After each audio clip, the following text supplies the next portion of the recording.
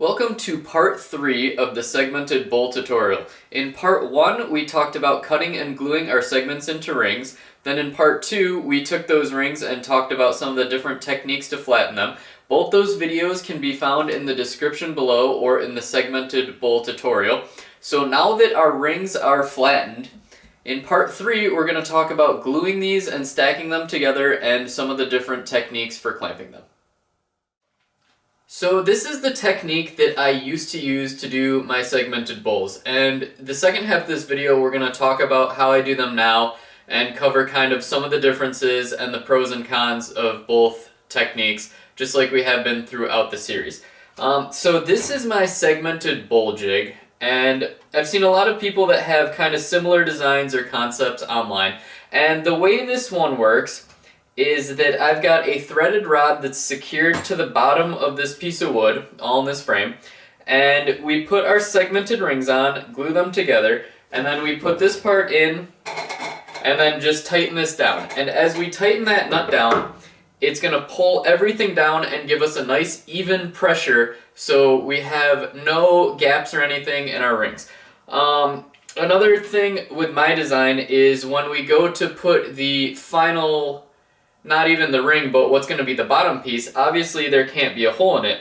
So I've gone ahead and I attached these 4 fittings to the very edge, and I have a different top piece. And basically what this does is, instead of using the center to tie everything down, we use 4 pieces of threaded rod, and that's going to just pull everything down because, like I said, we can't put a hole in the center of our bowl. So there's a lot of similar designs out there like this. Another one that's really popular is like an H-frame arbor press, and basically same concept of pushing down even pressure onto a plate. The only difference is, instead of using a threaded rod to kind of clamp everything, we're using an external force from the top to sandwich everything together. So we'll go ahead and get a couple rings glued up in this and talk about why I like and don't like this. So I've gone ahead and lined this with wax paper just because we don't want our rings to get stuck to the fixture itself. And in this case, I like to start with the largest ring first because that gives us the most surface area to kind of work into. So we're going to go ahead and get our glue onto this.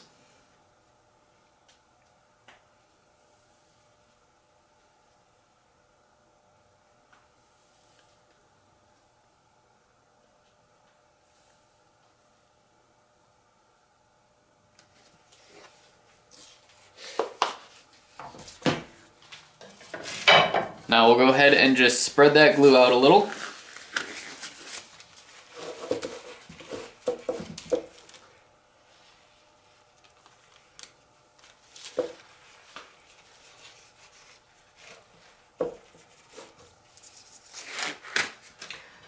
And then we will take our next ring and place it on top. Now when we push this down, we'll kind of get that glue spread in there.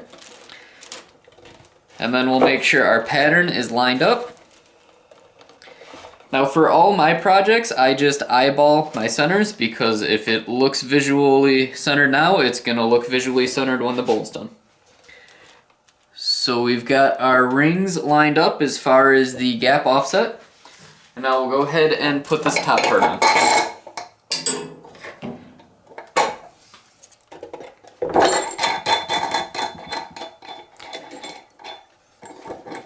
Now one of the real problems with this jig is that as we tighten this nut, we're putting a twisting force on it, which in turn is going to put a twisting force on the entire piece, and sometimes is going to actually move our top ring. So what we want to do is get this tightened down nice and good. And then what I like to do is back this off.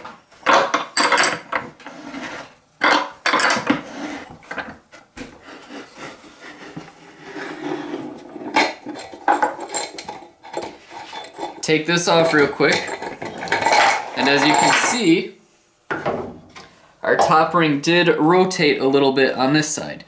So now what we need to do is move it, which is actually a lot harder than you would think because that glue has really suctioned in there. But now, with that suction, it shouldn't move a second time. So now we can go ahead and really crank this down.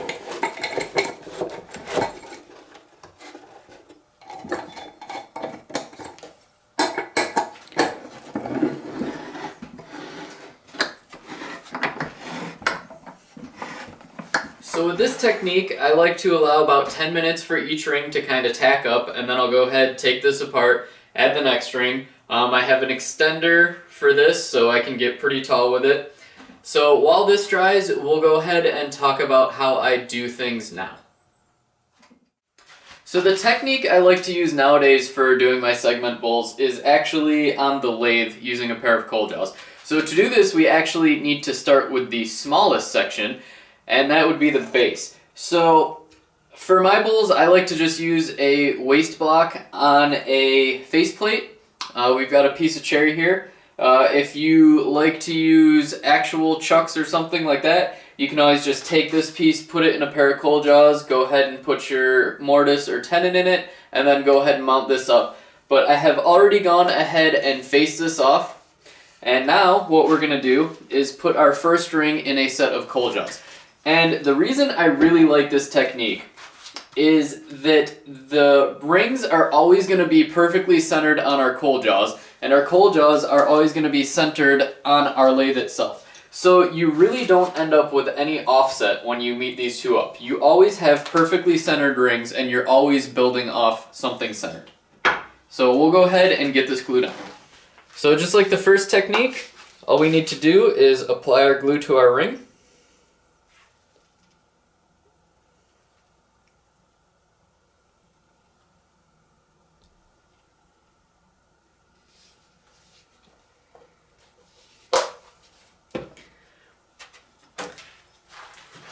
Then using our tailstock, just going to put that there.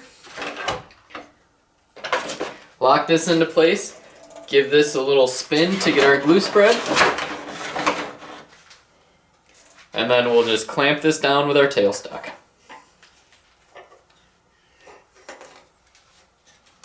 So now I'll wait about 10 to 15 minutes on each ring. And then we'll move on to the next one. So as I glue these up, we'll talk about some of the pros and cons between the different techniques. Alright, so as we go ahead and clamp up our rings here, let's kind of talk about some of the advantages and disadvantages of a clamping fixture versus doing it with coal jaws on the lathe. So there's obviously a cost associated with a large pair of coal jaws. I know not everyone has a pair like I do. So a clamping jig is a pretty cost-effective and easy to make at home option. Unfortunately, with a clamping jig, you do have to store that somewhere, so it does take up a little space.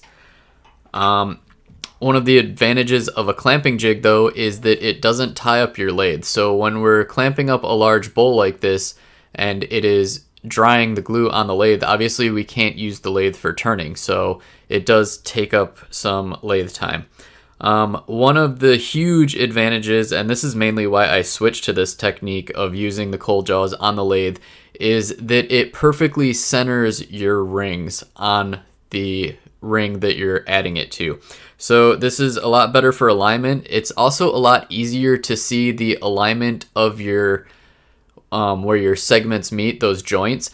On the clamping jig, it's kind of hard to look in there sometimes and see what everything's doing, where on the lathe, you get a pretty good picture of it and you can rotate it 360 degrees to make sure you're good the whole way around.